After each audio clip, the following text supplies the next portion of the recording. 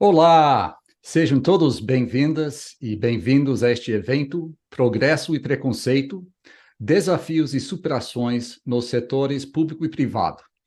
Eu sou Jason Diet, vice-presidente do Global Hub da Uninter. Vou aproveitar para fazer uma audiodescrição. Eu sou homem branco, eu estou numa sala azul aqui em casa, no Nordeste dos Estados Unidos, com estante de livro atrás de mim e umas artes muito queridos que vêm do Brasil e de outros cantos do planeta. Este Talking Business junta três profissionais realmente impressionantes, em qualquer contexto. A doutora Lívia Vaz, que é promotora de Justiça da Bahia, o John Azubique e a Hilda de Paula.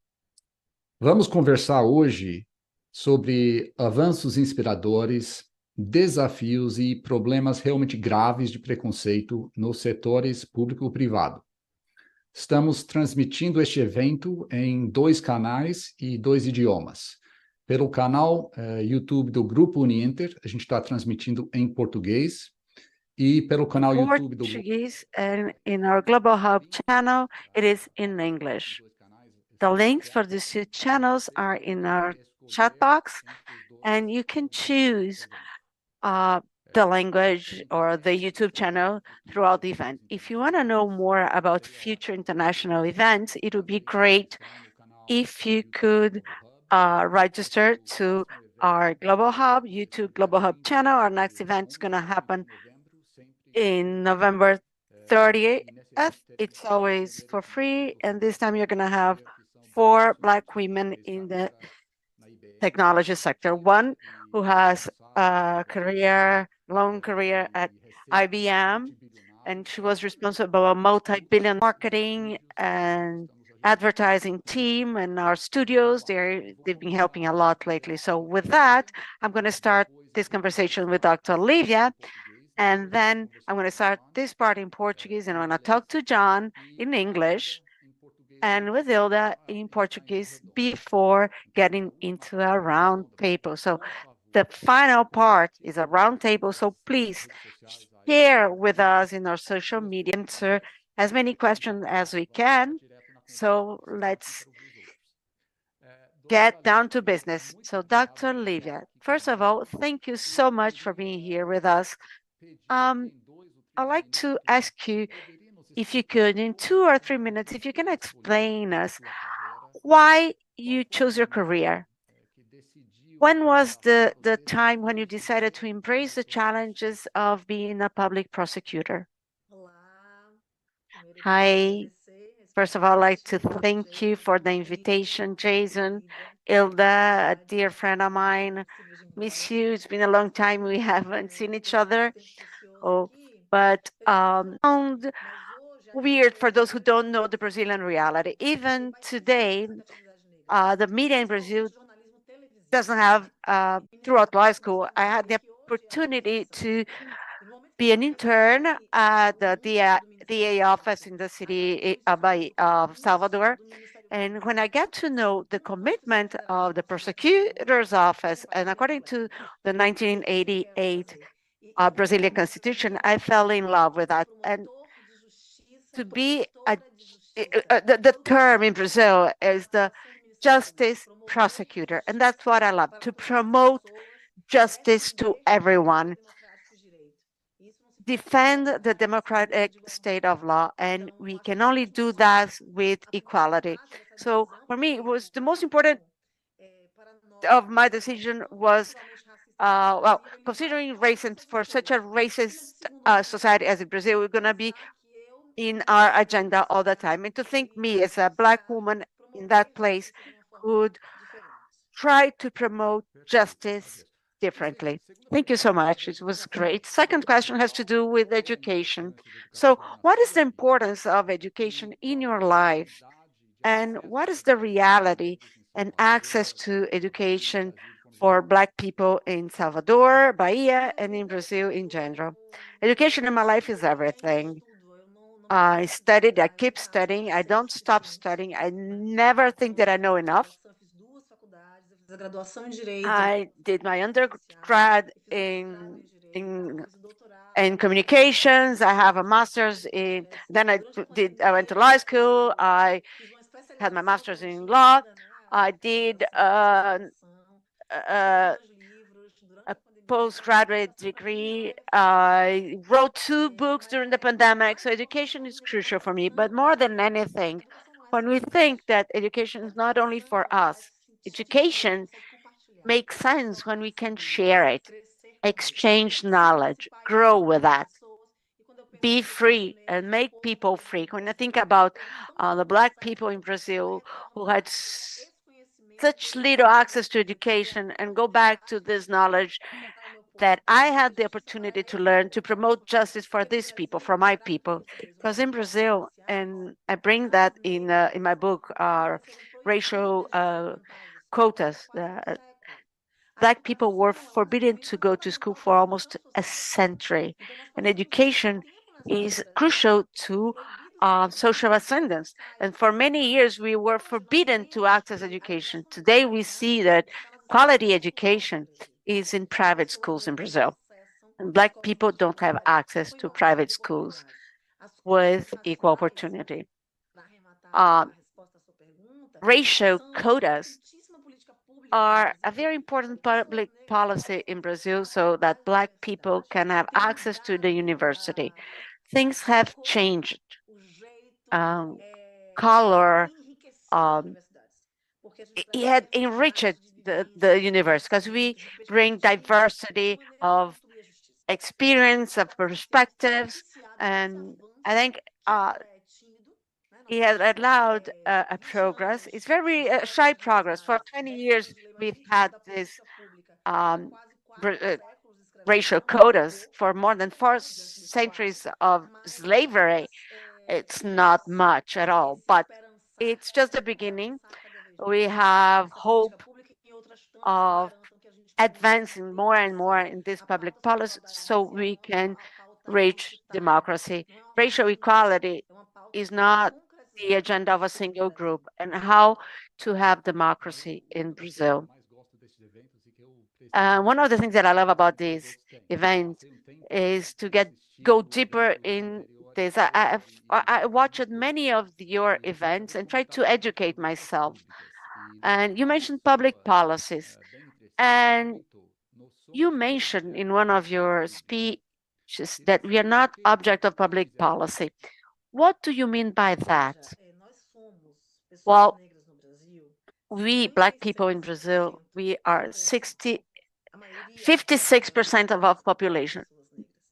Majority of the Brazilian population is of Black people. If I do intersection, Black women, we have gender issues and racial issues. Black women are the largest social segment in Brazil with 28% of the population. However, these people are not represented in the decision-making process. In justice system, for example, the National Justice Council found out that only 12.8% of Brazilian justice, I mean, all sort of judges, I mean, all levels, the whole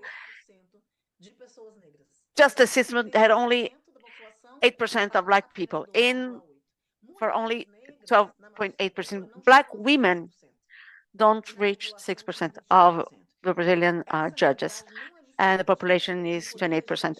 This reality is not different in the legislative power and executive power, and it's not different in the leadership of private corporations. And what I'm trying to say is that we are underrepresented, almost absent in decision-making spaces in the Brazilian reality. And for many years,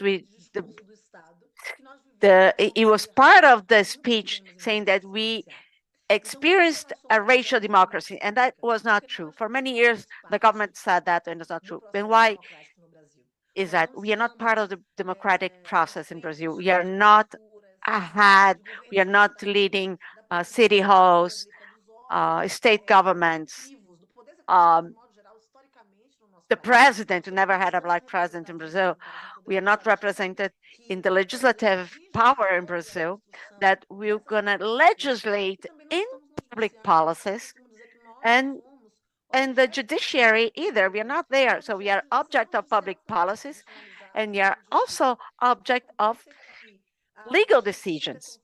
Public policies are made for Black people, but not by Black people, and not with Black people. So we need to progress for a democratic model where public policies are built with people and not for people unilaterally. Perfect. Now, next question. Let's talk, keep going on representation, representativeness. In another presentation, one of your speeches, you said the body of a Black woman in the state of power is already pedagogical. What did you mean by that? And how do you see the future of Black representation in power in Brazil? Well, as I said, our presence is very rare.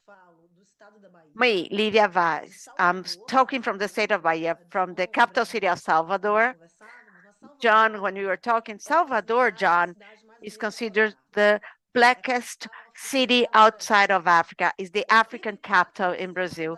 84% of people in Salvador are Black, and these people are not represented in those places. If you go to a restaurant, Joe or Jason, I don't know if you know Salvador, like middle, high class in Salvador, they are going to be serving tables. They're not going to be very rarely eating there.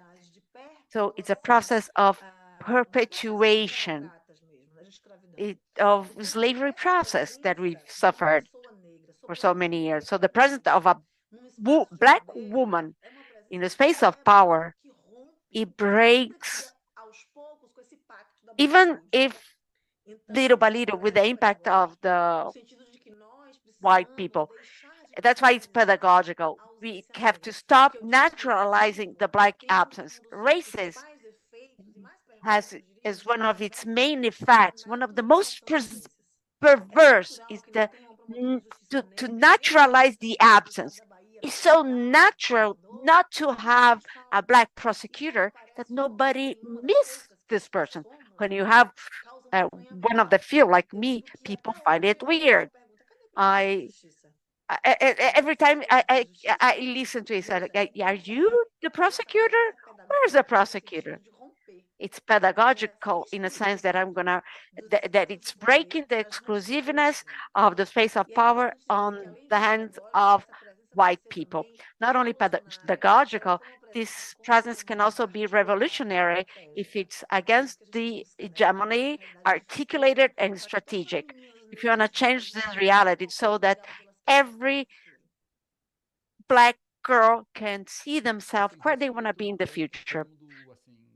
Respect is something that we all want. We want to be respected. And you mentioned in one of your previous speech that Black need to be more than tolerated by society. They need to be respected. And in another speech, I think that you said the attack does not favor, does not help. Again, what will be the way to achieve due recognition? Well, first of all, regarding the first question that you asked, which is related to tolerance. Tolerance is a relationship of power. When you think about tolerate means to put up with, allow. And in this relationship, we have a relationship of power embedded. So if you are in a place of tolerating someone, you have the power to tolerate someone or not. And they have the power to choose who they're going to tolerate. They have the power to stop tolerating. And that's very serious in the democratic state of right. People must be must have all the rights in their differences. So toleration is very complicated and we need to progress. We need to advance to a place where we are all respected, we are all dignified. And you asked a second question about tolerate, and the other one was about, The attack does not favor, it does not help. Attack, what is the way out? We have many ways. We cannot um, give up any of them. I mean, I think that attack, who is in this hegemonic position, I mean, we don't have arms, we don't have weapons to attack. We don't have weapons to attack. When I'm talking about firearms or war weapon, I'm talking about education. Weapon as education, education as a weapon. And that's the greatest weapon, the public debate for putting pressure and discussing equal opportunities in Brazil. We don't have this weapon and we are handicapped. We cannot fight for this power. We cannot fight for this narrative. So going beyond the conversation, the serious conversation, looking in each other's eye, we cannot use subterfuge to talk about racism. Racism kills. Every 6 minutes there's a black boy or black youngster being killed in Brazil. We cannot make it light. Speech must be direct, it must be open, and you have to bring data. Theory is important, history is important, and again, data is important, but everything is very cold if you don't forget to bring our experiences. When I talk about my experience as a Black woman, since I was a young girl and throughout my career, I'm showing someone who get hurt, who kills us. And we're not talking about figures. We're talking about, we're not talking only about historical facts. Some of them have been erased or people tried to erase throughout time. I'm talking about lives, lives that might matter more than the speech. It's more than a word. I mean, Black Lives Matter, and it should really matter in actually in such a racist society. So we have to use all these strategies that are valid so we can promote and commit. And this commitment should not be individual commitment. It should be a state, a government, a federal commitment. Final question that I think you're going to talk more with John, who works in with investments, and this series is about talking business. So we talk about different business. So what is the impact of the Brazilian history in the current economic situation of Black Brazilians? And what do you think the future is going to bring us? Direct impact. We're talking about data. I'm going to bring you data. Something that I've been talking about a lot. We have a very important survey for the Corporation for the Economic Development is from 2018 and is the social elevator is broken. We're talking about merit to access resources, position of powers, jobs, work, and rights. So Brazil has the second worst place in the rank, the only worse than Brazil for social ascendance, the only worse than Brazil is Colombia. People go up and down socially, social groups, they go up and down, it's natural. I mean, it's part of this fight for equal opportunities, for a fair fight, but that fight's not fair. It's racially determined. From Brazil, we needed 9 generations for a person who is part of the 10% poorer to reach the average income. Where was your family 9 generations behind? My family was enslaved, so we didn't have this base for functioning. I'm not. Por exemplo, tem nível superior. A Ilda vai poder dizer da experiência dela, mas nós não conhecemos famílias negras cujos avós têm nível superior. No máximo, a geração anterior dos pais conseguiu furar a bolha. Foi o caso da minha família, né? Então, isso é muitíssimo grave, isso tem repercussões para o futuro. Se nós não It has conseguirmos some repercussions in the future. com esse pacto que mantém as mesmas If you cannot break this pact, if you can not break the social groups, especially for white men, we cannot progress in terms of democracy.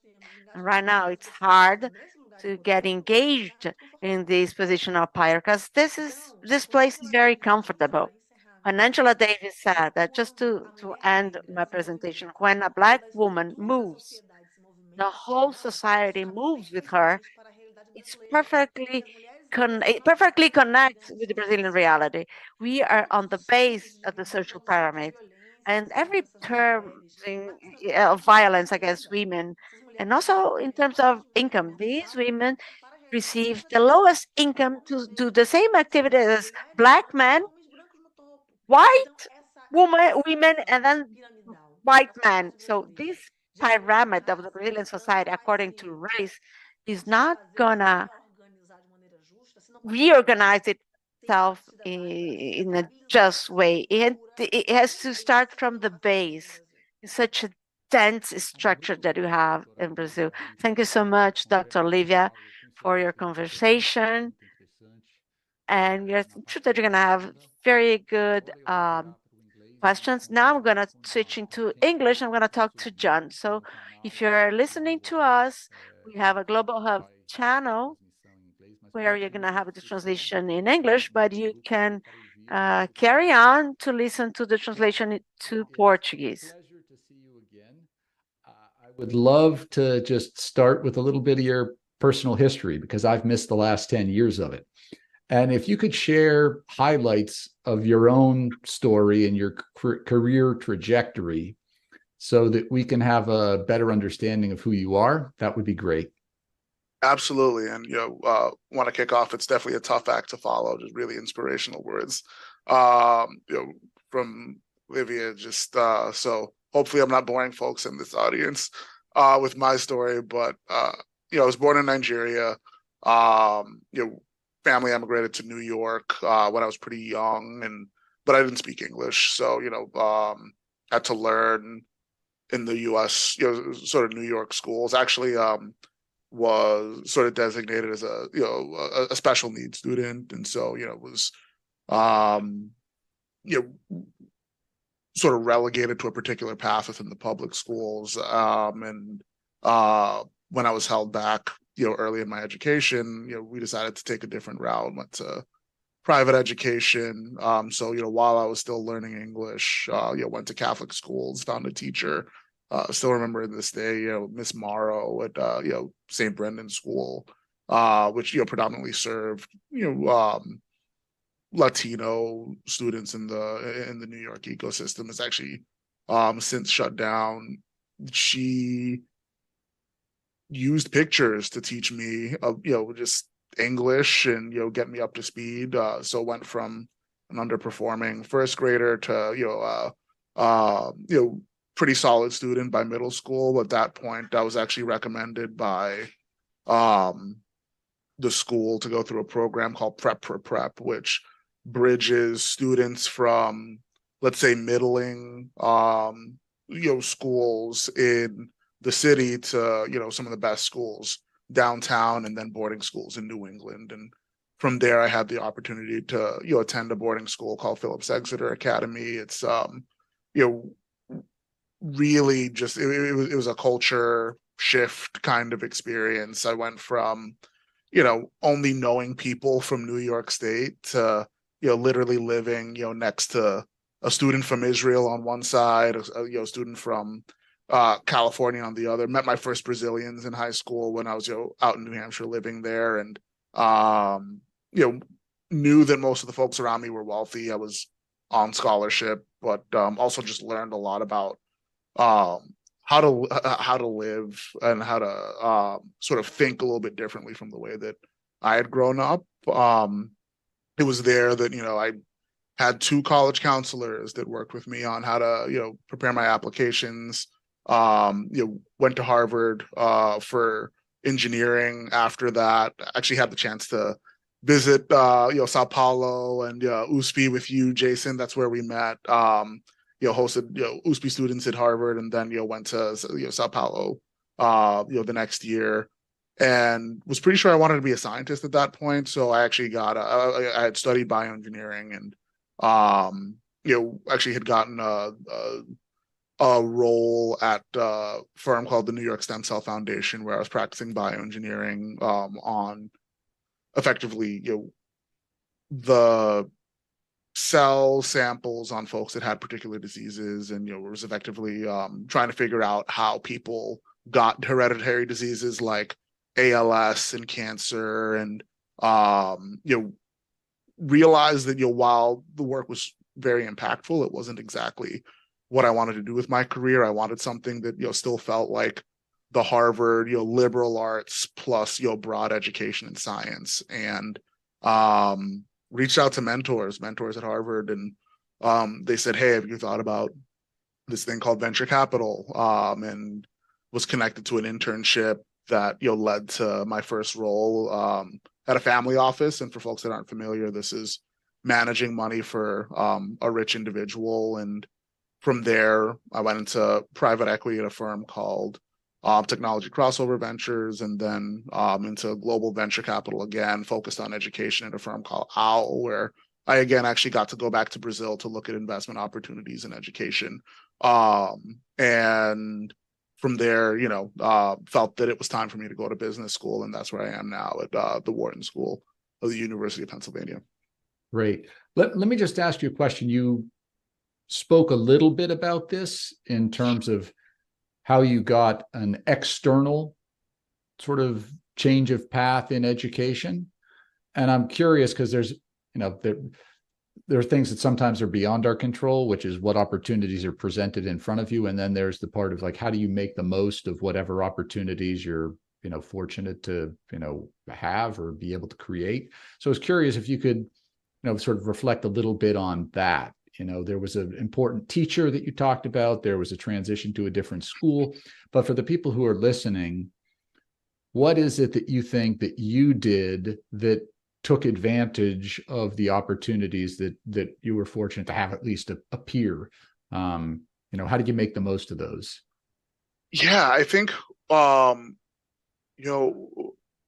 think one thing, there's almost two answers to this. There's I like to say like the fair answer and the unfair answer, right? Like the fair answer is just, as a student, and now that I'm a student again in my early 30s, like having that opportunity to sort of be curious and like just explore everything that you can, right? I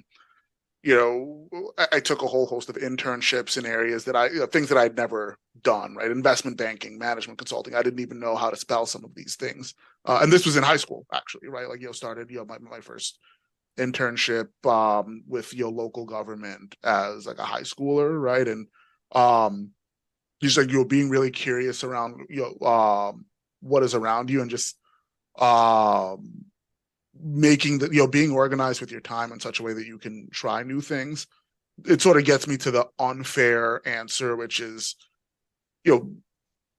as you move into different environments, as you take advantage of certain things, you're going to move into different environments where you're going to have a differentiated set of options relative to other folks, right?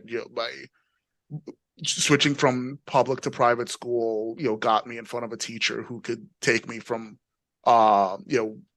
private school to boarding school, right? And like at boarding school, we had, the slate of options ends up looking like, hey, do you want to spend the summer at a global investment bank, or do you want to spend the summer going to Germany, all expenses paid, and just visiting a whole host of sites, and really being immersed. And I think to the point that the speaker ahead of me made, just not everyone has those opportunities, right? So I think there is that. I do want to be conscious of the fact that like there were certain intermediate opportunities that I got that I know that I just wouldn't have had access to if I just stayed home in New York.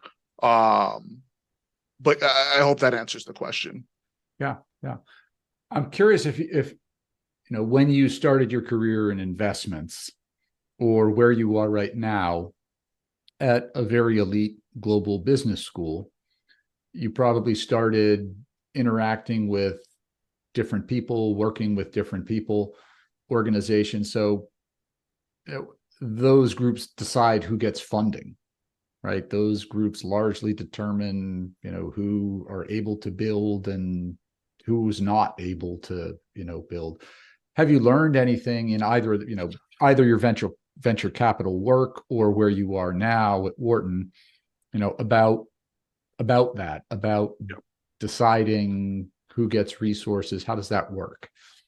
Yeah, I'd say having done it for 7 years across, 3 or 4 different firms now, it's the recipe is pretty similar. I'd say, the 3 big things, 1, know your business, 2, think like an investor, and 3, balance having a vision with being coachable. And going into specifics on all of those, when I say know your business, right? Like,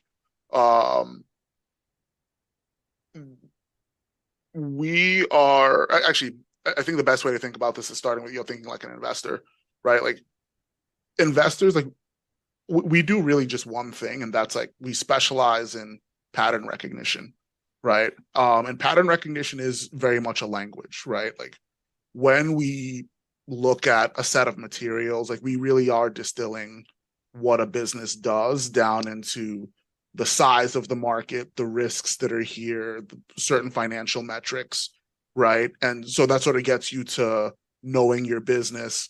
You need to be able to anticipate, when you're chatting with an investor, that these are the questions that you're going to get. This is the way that they evaluate an organization. This is what, you're effectively trying to communicate, right? Like, that's the step number 1. And then step number 2, like, there's understanding the language, and then they're saying what people want to hear, right? Like, how do you really build the business that is, sort of well positioned to excite the investor in terms of, being in an attractive end of the market, being a sizable, having the metrics that, sort of point to future growth and success and profitability and things that we are going to like. Because at the end of the day, like, as investors, we are also business owners. We're also, like, our investment is a product, right? And, like, most people don't hear this, but when you work at a firm, you hear this term, we're in the returns business, right? Like, how are you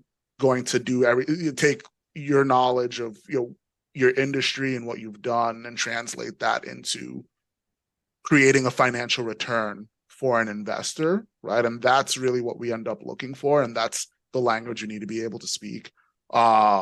And so that's sort of, knowing your business, thinking like an investor, thinking about, just balancing vision and coachability. I've sort of talked around this a little bit, but, you have to note that when you take on an investment, it's no longer just your business, right? It's now a partnership, right? And so investors are constantly thinking about, is the person at the helm the right person to move the business forward? Is this the right person to be heading the business?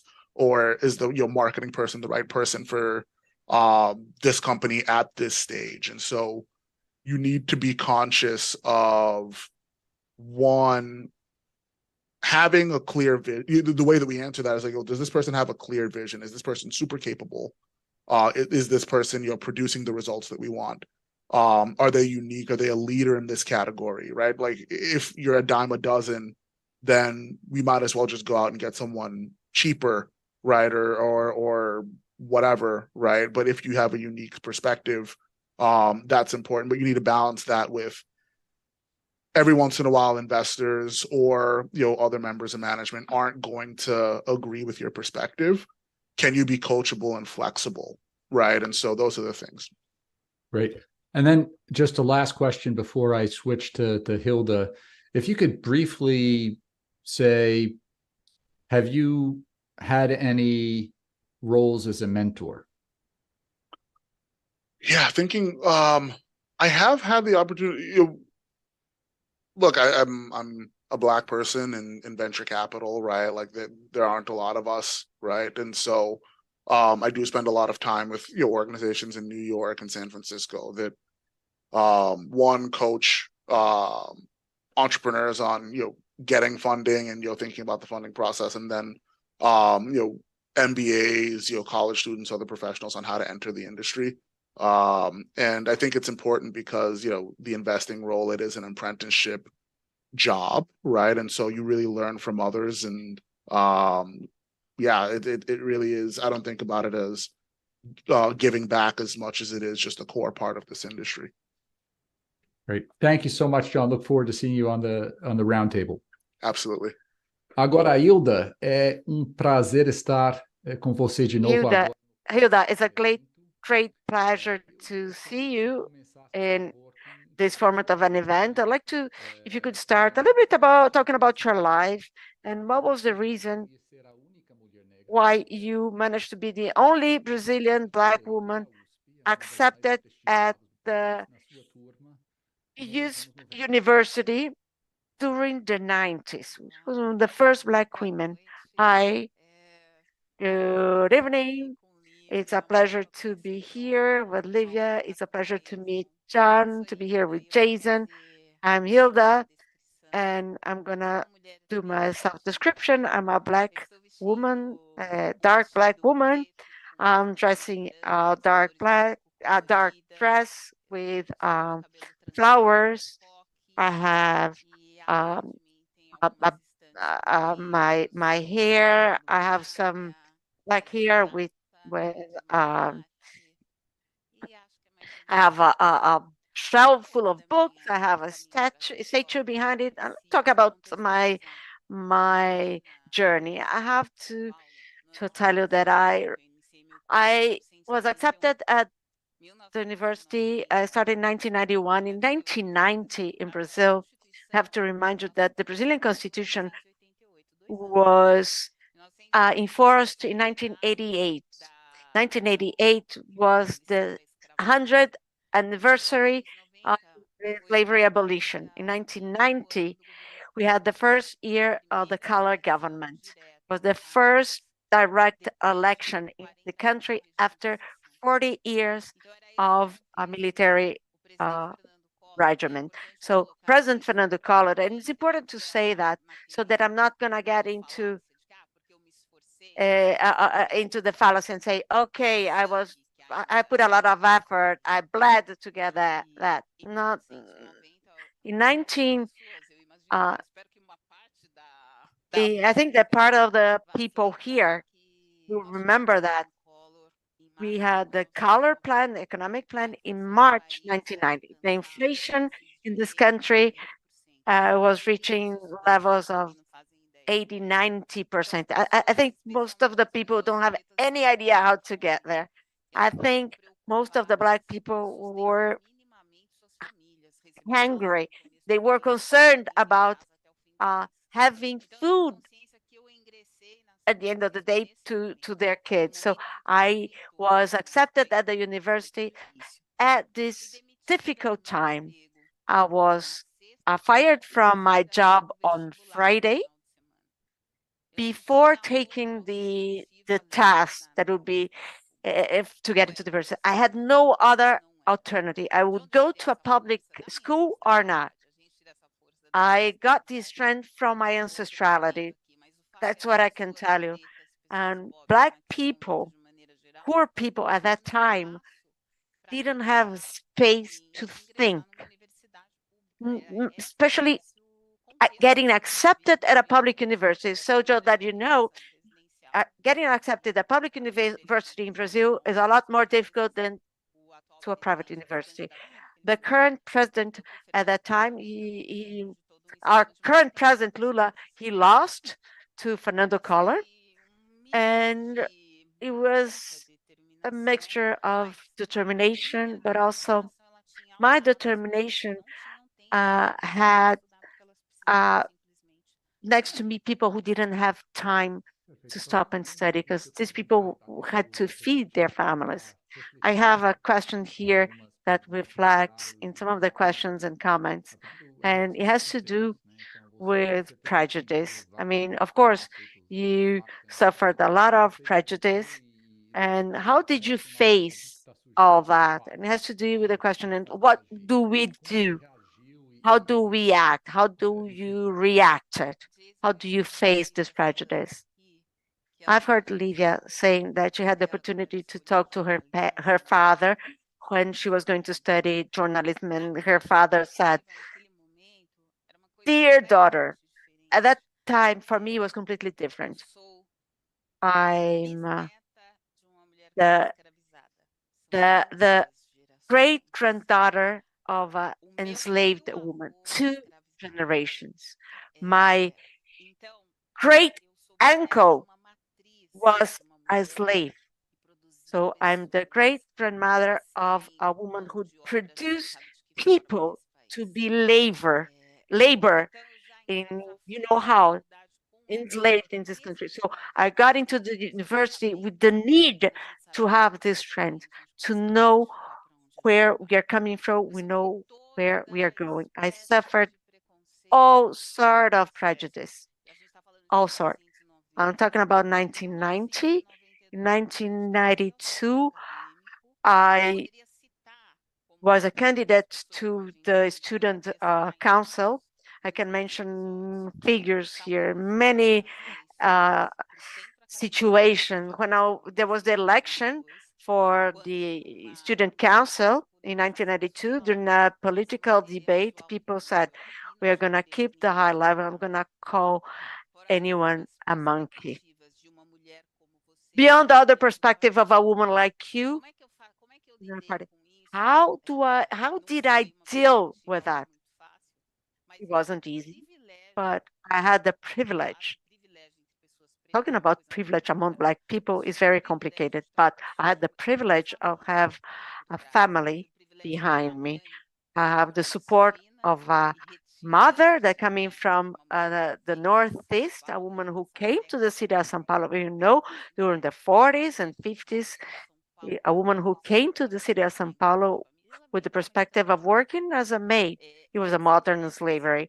But this woman taught me a lot how to be, taught me about dignity, to have a network of brothers. And I talk about the network of the network. I had the privilege of having this network who took care of me and supported me. And this mother who said, do whatever you do, never forget that you have all of us here supporting you. And a different perspective in my daily life that I bring to me today is how to organize my anger. Us Black people, we are very angry, and it's crucial for us how to organize it. And organizing anger is to stop, breathe. And I've heard that from a white man. Take the punch, take the step back so you can improve your target. When you have, because if you are in the middle of this turmoil of anger, you're gonna fall. So it's crucial to take the step back, and it's crucial to have Black women around us and to have other people so we can share the oxygen.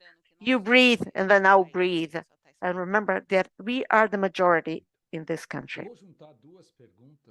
I'm going to put together two questions that have to do with renewal. Like, you have your job, you studied law at the best university in the country, and you decided to study something new. When in your 50s, you decided to change your career. Why did you do that? And then second part, what is your dream for the future?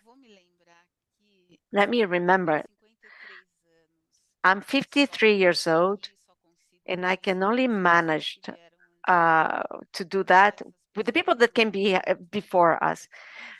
Through these people, I can move forward. For 30 years, I've been working in the legal system. I've seen all sort of changes in the labor legal system. In 2015, there was created the law for domestic workers. And in Brazil, it means enslaved person who could get into the boss's house. 2 years later, we have the labor reform, which changed everything. And it was very extreme after the labor reform. And that happened like 6 years ago. We increased the number of people with health issues, physical issues, mental issues, because now we don't have the support, the minimal support we used to have. And most of these people are Black people. They are going to be Black people. So from this perspective, from the pandemic that touched so many people, people succumbed, the level of suicide increased a lot. And the perspective of our country that in 10 years, the health system is going to collapse, our pension system is going to collapse. And I realized that I had to expand my perspective because we can, not in terms of merit only, but because we can. That's when I realized that I had the perspective of starting a new course. I said, I'm going to learn how to read to teach my colleagues. So I'm going to learn personally how to take care of my emotions, how to take care of my emotional balance, look at my traumas, and take these learnings to my peers. Great. Thank you so much, Hilda. And now I'm going to open for all of you. And I'm going to start with many questions from the audience. And I think the topics are very similar. So Hannah from our audience asks the following: how can we occupy or take over more space? How can we get equal? Besides the racial quotas, what can we do?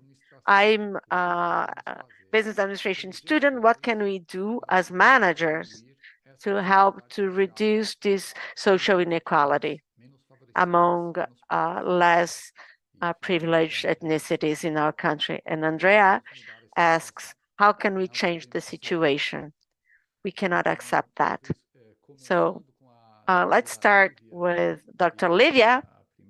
She was the first to start, and then Hilda and John, if you want to add about these questions from our audience. Well, very interesting questions, but I'd like to restart this conversation self-describing myself. I'm a Black woman with brown skin. I have a long hair with dark lipstick, pink lipstick, and I have I have braids. I'm sorry, I have braids and I have a long braids. I don't have a ready recipe for that, but each one of us needs to think and reflect what are the actions that we have on at our reach in every dimension, like families, social, institutional, different dimensions. Let me give you some examples just to try to foster this train of thought. If you work in an institution, private or public, but there are no Black managers, men or women, have you looked around and started thinking, where are the Black people in your institution? And if you realize that they are not represented in leadership positions, did you question the institution? Did you propose anything? Did you show that you are uncomfortable? The strategy of embarrassment or bringing embarrassment is very important. We are there, and we can. The idea is to bring the embarrassment, not because Hilda or Olivia wants, because this institution is part of the democratic system. So it is committed, and it had a constitutional duty for equality. And for public and private institutions, and individually speaking, who are the people that you support? If you support anti-racism, Jason, is being relegated to the realm of the words. We need people that really have anti-racist attitude. I don't like this expression, domestic worker, but that's how these workers see themselves. How do you treat your mate, or quote unquote, not a good term, but because in Brazil, we've experienced cases that are not isolated cases. That's structural in Brazil, of Black women who work in family houses that have been rescued because they were working in condition of contemporary slavery. You mentioned, Elda, your mother who came to São Paulo, and white families consider that natural. Girls who come from the Northeast or from the countryside to serve generations of white families. And there's the hypocrisy of saying that they are as part of the family, quote unquote. That's the most hypocritical sentence I've heard, as if they were part of our family. But they don't sit at a table with the families. They don't inherit goods from the family. They are not respected. They don't receive their labor rights. Let's start with that. We realize, not naturalize that. So we have many dimensions. But when I hear John and Hilda, political power is a crucial space to transform this reality. We need to vote for Black people. We need to vote for Black people. We cannot have this speech, we are not represented, we are anti-racist, but we don't trust our vote. Our greatest democratic weapon for Black people to occupy this space. So to promote the transformation within politics, there are many ways to do so. Each one of us can contribute to promoting equal racial equality. We have to look around. We have a conception. We have an individualist conception of success. That's where we talk about merit with a grain of salt. Because if someone asks, "Are you a successful person?" the automatic response is yes. I have a career, I have a position, I have my own house. Is that all that we are here as part of a democratic society? We don't have a conception of success, collectively speaking. It doesn't make sense for me to be one single Black woman. A single Black woman is not enough. I need to this outreach to be collective, not only to be a construction that can reach other people, because I start from the whiteness. They only allow us millimetric concession. This millimetric, that the whiteness pact to Black people are so calculated, so small that it doesn't expand to the collective. Actually, they don't want to expand to the collective. So all of us have fundamental roles in this process. Racism was not created by us, Black people. We need to be the lead actors in the anti-racist fight, but it's a problem that belongs to all of us. Hilda and John, let me tell you something. Don't get distracted. Distraction makes us disperse, and we have to spread around. No, we have to have access. We have to go for knowledge. One of the people that denied there is denied to Black people is knowledge of legislation, is knowledge of finance.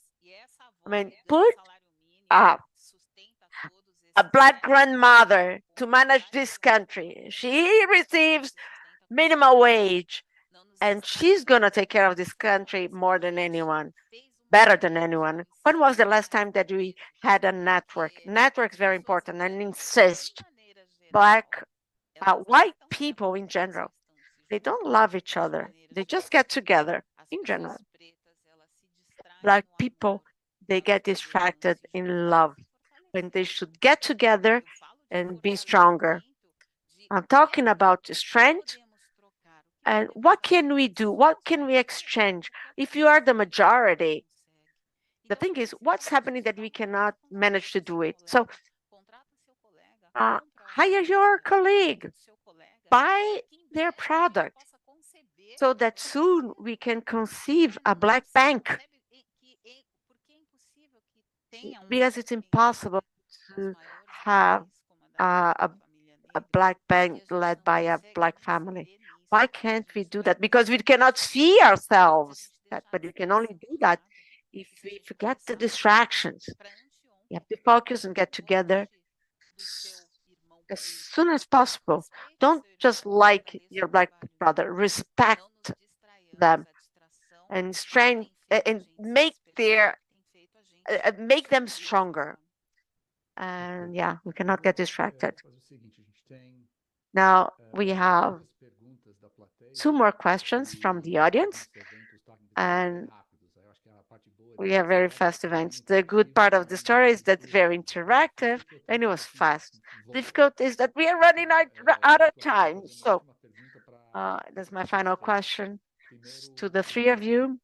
First to John, and this question comes from Giovanna Letizia Portolini, and she says, John, with racial American history and the icons, the historic icons, you are studying and you have a privileged position. You have, how do you feel in your position? Oh, it's definitely a lot of pressure. You think about, I don't want to make a soccer analogy, but what I'm hearing just from Livia, from Hilda, like there are only so many quote unquote shots on goal from these opportunities, right? When I think about, my class at Harvard was 8% Black. My class at like here at Wharton is just under 10%, and the US at large is around 13%. So similarly polling under average, which means it puts a lot of pressure on what do I want to do, like what opportunities do I get to take, right? For example, most people take the MBA to have fun and enjoy. I'm continuing to work because I want to make sure that I keep myself as competitive as possible, right? I introduce opportunities to my family, right? There are jobs that'll get floated my way that I send to my brother. There are opportunities that I've even sent to my wife and said, hey, like, there's an opportunity for us to buy a company. Like, what will this mean? Not just for us, but for our respective families. And I think, similar to other folks here, there is a different kind of pressure when you do make it to a place like this, right? Like I was sending money home through college and early in my career, and so it is a lot of pressure, but don't lose sight of like with the pressure comes like opportunity and really perspective, right? Like I think Livia, I don't know if it was Livia or Hilda that said that financial knowledge, knowledge of finance and knowledge of legislation is one of the first things that are barred from our community. I think like those in privileged positions, most folks on this call, like we have access to that, so making sure we can distribute that is important. Thank you, John. Então, esta pergunta que vem da Silene... And this question that is coming from Silene Ferreira, I want to ask as the final question to Dr. Livia and to Hilda as well. What are the main challenges and obstacles and barriers to innovation in the public sector? Hilda?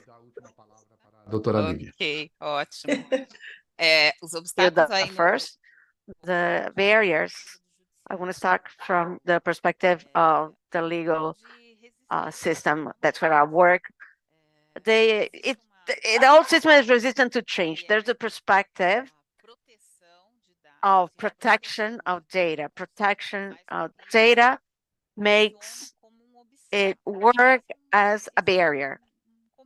Data protection can be a barrier. It's the beginning, but innovation, technological innovation, or culture innovation or procedures. If culture innovation and culture, why we don't have more Black people in spaces of power in our legal system? Because the pact also works in the judiciary. If I don't see myself there, I'm not going to bring people. We have to struggle to get people in commission position, the higher positions in the judiciary, because commission position expects trust. And I have people with PhDs, but the color is not there. So this person ends up set aside. So we have to break all that. So we have to say, okay, but there's one person that this person, me, in my place, I will try the most to get more people with me. But this is hard. It's important to break from a legislative point of view. We need to make changes. That is not enough, but we need this movement. Don't get distracted. There's this position. Great, I want a Black person. What is the requisite for this position? To have an undergraduate degree, some sort of specialization. What prevents these people from getting there? And in the public service, it is possible to take this information. Obrigado. Dr. Livia, thanks. I follow the last perspective, the last thought that I brought to the table. Not necessarily technological in terms of innovation. The judiciary, the legal system in Brazil, and I see as one of the most conservative arenas that we have. When I talk about conservative, talking about barriers for technological innovation, but barriers to ideas, perspectives, ways of thinking that contemplate a pluriverse of people. Our judiciary is driven by a universal subject. And for me, it is a colonial, white center that don't serve to all people. And why we don't have innovation? Because there's no diversity. When you talk about diversity, you're talking about democracy, not any sort of diversity. How we are in Brazil, 56% of the population are Black. We are everywhere. It's possible as an agency of the legal system to be equalitarian without being just. How do we do that? I can have Black people working as outsourced, as doormen, waiter and waitresses, but not the position reserved for white people. So we have to have diversity, but this diversity must happen with equality. So we can actually oxygenate or the system that's so conservative, because it acts the way it acts, its behavior is to maintain itself the way it is. The pact reinvents itself. Racism is always reorganizing itself. When we manage to advance with racial quotas, we realize that racial filters were reshaping to keep the power on the hands of the same people. We have to reinvent practice of racial equality. We cannot get distracted, right, Hilda? And I'd like to end by thank you, all of you. It's so grateful for you to being here today, dedicating your time to our audience, our listeners. On behalf of all of are our participants. I'm really excited about the event they're going to have in November 30th with 3 Black people in different stages of their career in technology, different area with lack of diversity. And we're going to focus on this topic. We're going to have a global ambassador student, and Hilda is part of this group. Awesome. And this girl is from Rio, and she inspires me a lot. So thank you so much for the 3 of you, for all the knowledge that you brought us today. And to the audience, good evening, good morning, wherever you are, and see you soon.